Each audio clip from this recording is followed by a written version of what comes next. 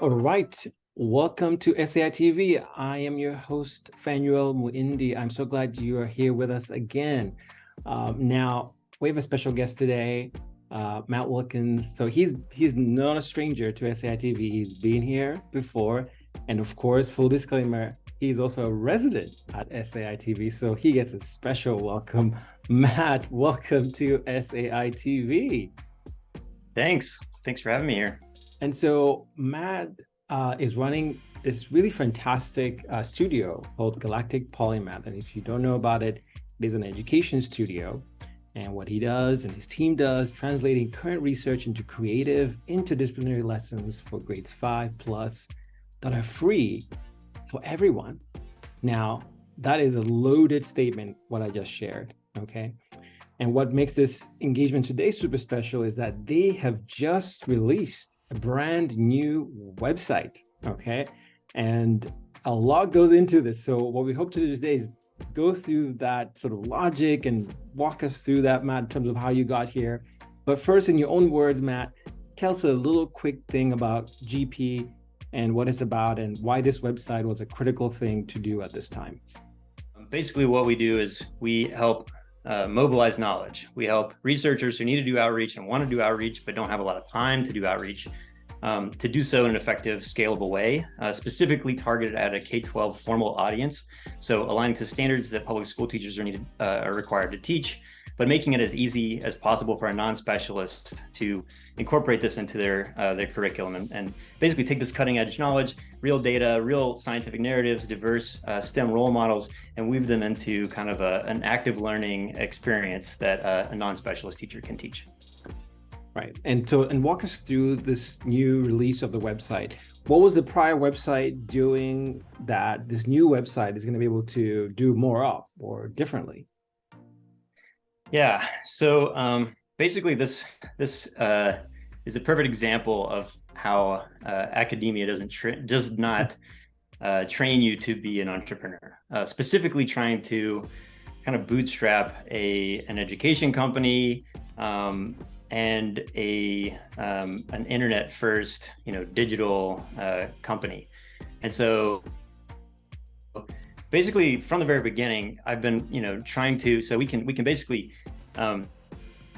build presentations and worksheets and then release them through Creative Commons licenses in open access formats, like Google Slides, Google Workspace, so that teachers can modify the endpoint. That's really important. The teacher can modify it for their classroom. But how do we actually showcase the learning? How do we deploy these individual assets into a way that is easy for the user to digest and actually use? So user experience, user interface are very important, and the whole mission here. So from the very beginning, we could start with something like WordPress or Squarespace that, or Wix, right? So that you can basically have these templates and kind of build your website.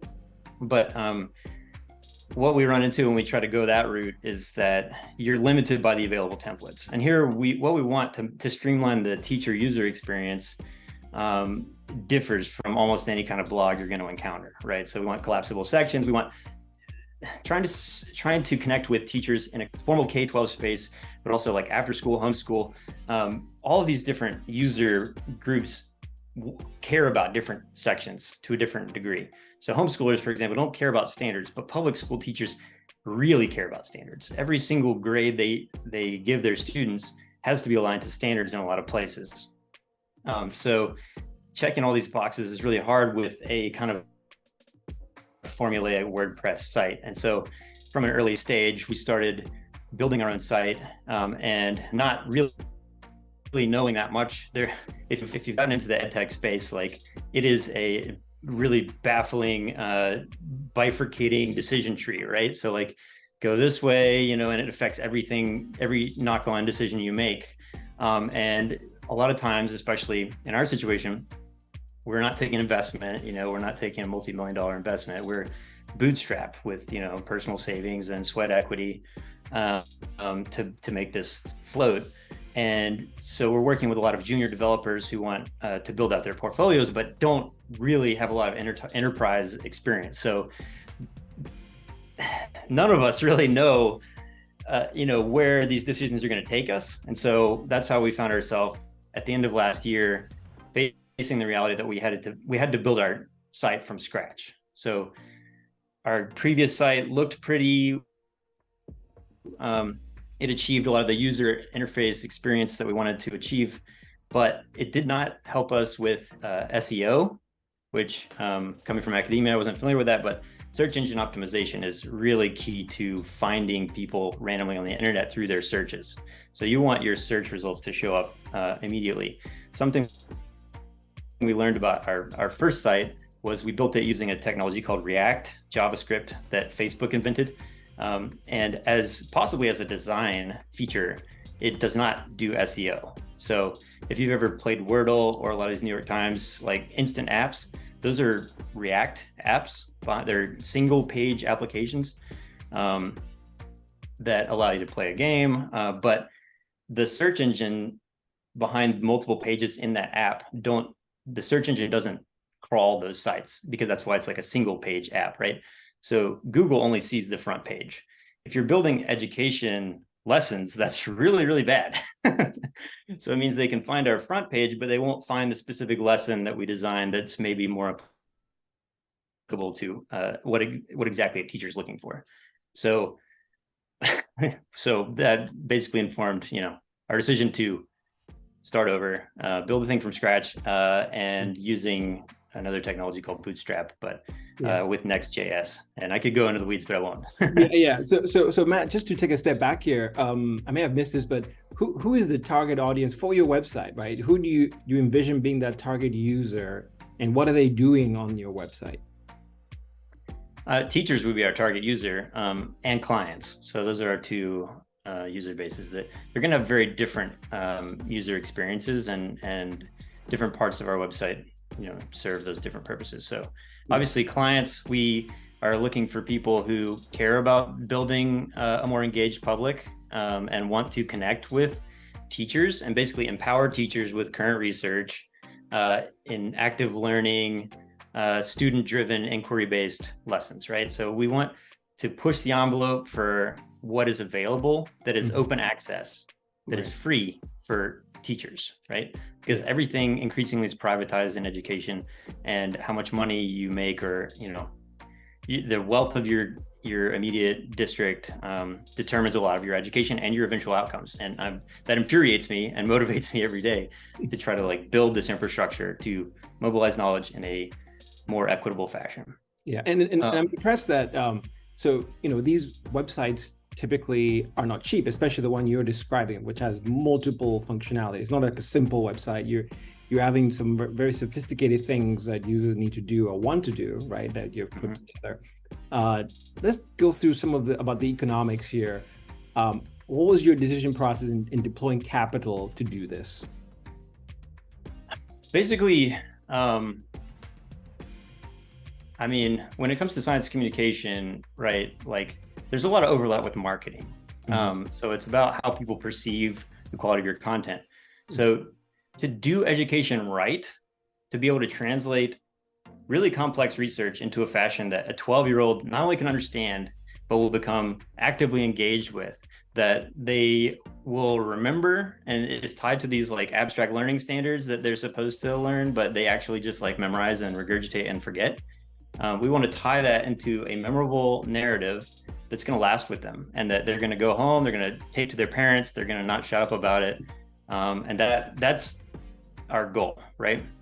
To do that well is incredibly difficult, and it takes us 6 months basically from doing an initial meeting with a client, figure out what are your goals, what are your abstract goals, pour over the literature, figure out what existing media are available to weave into the story, what do we have to create in-house. So we make a lot of videos that support the lesson and make it easier for a non-specialist to teach, and not have to do the lecture. They just, let's watch the video, and then the teacher is more of a facilitator, so they're helping engage students, moderate group discussions, do group activities, and kind of synthesize the activity, and kind of direct learning, rather than being the on a soapbox parceling out a bit of knowledge that they deem the student worthy to digest, right?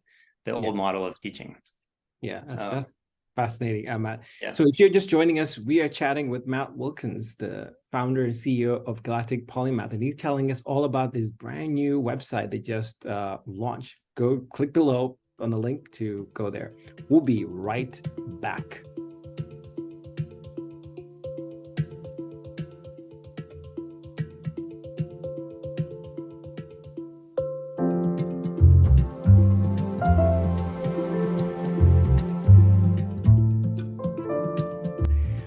So welcome back. We are chatting with Matt, and we were talking about the new website that was just launched. So Matt, what do you hope this website will do? Let's say a year or two from now, how will you know it's doing what you had intended it to do?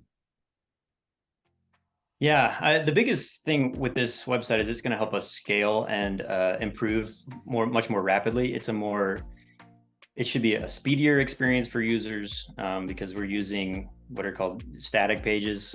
So you don't have to delay from like pinging a server, wait for the server to spin up. It should just like load, within a second. Tell me if it doesn't. But so that's one factor. Speed. Teachers have all kinds of frustrations, and we want to make it as easy as possible. We want to be able to build features more rapidly. So one of the things that we've already started doing is streamlining the whole user experience. So we started with kind of like if you're a scientist, you're used to reading abstracts, right? So that's kind of where you go. You'll read the title, you read the abstract, maybe you'll read the paper. With education, it's so hard to vet materials. And so we're trying to streamline that even further and kind of like get to the teaching materials faster. And so we've kind of redesigned the whole experience. So now there's a gist at the top that kind of you think of it as the tweet. It's like, what is this? Why should I teach it? What are students learning from this? And why should I invest more time reading about it? We have a learning epaulette, which shows proportionally, we align to all the 4 main subjects. So you can see proportionally the breakdown. We don't trust us that it's interdisciplinary. We've aligned to standards in math, science, social studies, and English. So we can show the proportional breakdown, and you can be like, wow, okay, so this is like, it's science, but we're also learning, working on our ELA, reading comprehension, we're hitting math standards, and we're learning about the social, the history and the, cultural significance of all of this to make it memorable. So social studies is key. We're not leaving that out. So it sounds like speed is very important. You're also going to want to have a good user experience, right? So the frustration, so you can be tracking the not a frustration meter of some kind, but how satisfied are the teachers, for example, right? In being able to do that. But also, tell me if I'm wrong by saying this, that you would get more business and more clients you will find more clients this way as well. Right, yeah. Ultimately, it has to be a successful business. We are a triple bottom line. So we, are not just, we're focused on people, planet, and profit in that order. So we have a strong, we're a social enterprise, we're trying to do the right thing, but we also do need to generate a profit in order to grow and to be successful. So absolutely generating site traffic is key to being able to provide more free materials for teachers and, growing our teacher user base as well. Right. That's sort of a positive feedback. Yeah. And is that user base, how rapidly is that growing, the user base right now? If just some rough estimates. I mean, I guess it's very difficult. It's a very difficult time to grow in education. I mean, we're facing, a kind of generational loss of teacher. Just look at teacher TikTok, and you'll just see thousands of teachers talking about why they quit or thinking about quitting, and like and it's totally understandable. They're undervalued. They have reduced autonomy because of increasing politicization and all these efforts to kind of like streamline, but like what it means is like we're not trusting teachers to modify curriculum and incorporate it to make this connect with their students. So it's very frustrating. It's a challenging time. So oddly, the greatest success that we can tout at the moment is that we have partnered. We had this colorful solutions lesson that I alluded to about that connects with Maori Indigenous knowledge. And so we're partnering with a New Zealand-based education company called Education Perfect. and they've spent several months like adapting and streamlining our lesson to release on their platform, which is connected to 80% of schools in New Zealand. And so they're going to be rolling that out in the coming weeks, which is really exciting. So I think that's we would like impressive to connect with US companies as well. And so that's on the near horizon. Yeah, and Matt, I'm glad you brought that up. And this is my last point. And one of the hard things about doing these is that we can want to talk forever, right? And we don't have enough time. And this is why we just keep having you back, right? To provide insights, and you're sharing some really amazing things. The key last point here is collaboration. And all your work, right? I'm looking at the most recent release, also Electric Crystals, right? A tour of crystal symmetry and function through comics. For those of you who are listening, go to their website and check this thing out. Okay, it's a really cool lesson here. You are collaborating very intentionally and profusely. What advice do you have for other founders, creators, creatives who are trying to bridge the gap, finding other people who are aligned with their work and collaborating to make things work? Yeah, I think it's really important to figure out who's already out there before you start reinventing the wheel. I think it's happening all the time with SciComm, is that like really well-intentioned groups are, even on the same campus, often on the same campus, they don't even know each other exist. So just figure out who around you is trying to do the same thing. And if there's a way to collaborate, just reach out to them. People are often very receptive to that. But if they don't want to collaborate, make sure that what you're doing is kind of distinct and you understand what they're doing and why yours is different, why yours is better, if it, or how it can be better, or more targeted to meet a specific need. Right. And it's challenging because, of course, funding is limited, right? And sometimes you are friendly competitors, right?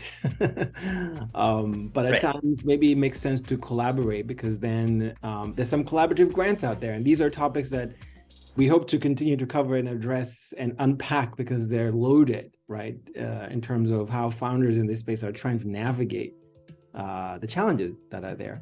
And so unfortunately, that's all we've got for today. I'm so sorry. We are going to have you back, Matt. But this was fantastic. Again, please go to GP's website right now. And we'll see you soon. Matt, thank you so much for stopping by. Awesome. Thank you so much. I appreciate this time.